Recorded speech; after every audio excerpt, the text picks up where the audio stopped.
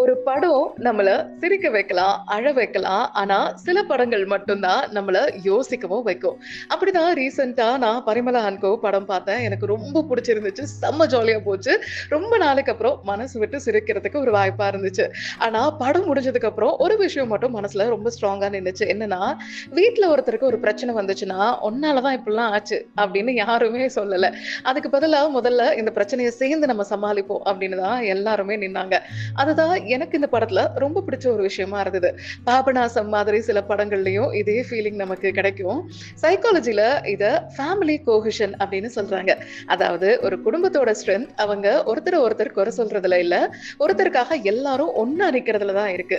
தப்பு நடந்திருக்கலாம். ஆனா நீ மட்டும் தனியா இல்ல, உனக்காக நாங்களும் இருக்கோம் அப்படின்னு சொல்ற ஒரு உறவு தான் ஒரு வீட்ட வீடா இல்ல குடும்பமா மாத்துது. சரி சொல்லுங்க. நீங்க பரிமளா அண்ட் கோ பார்த்திருந்தீங்கன்னா, உங்களுக்கு பிடிச்ச சீன் என்னங்கிறத மறக்காம கமெண்ட்ல சொல்லுங்க. ஒருவேளை பார்க்கல அப்படின்னா, ஜீ5ல அவைலபிளா இருக்கு. எல்லாரும் கண்டிப்பா பாருங்க. சரி, இது படம் சொல்ல வர சைக்காலஜி எபிசோட் 1. அடுத்து என்ன படத்த பத்தி பேசலாம்? மறக்காம கமெண்ட்ல சொல்லுங்க. கண்டிப்பா அத பத்தி பேசலாம்.